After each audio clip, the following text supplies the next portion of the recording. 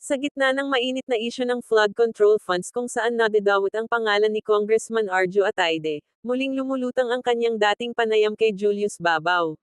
Dito, sinabi ni Arjo na bago pa man siya pumasok sa politika, mayaman na raw siya dahil sa iba't ibang negosyo. Ang dami po, iba-iba na rin po yung ano, especially nung pandemic, nung sinatang yung ABS-CBN. So we had to find ways. I got exposed to the family business, agricultural business, tomatoes, chicken farm.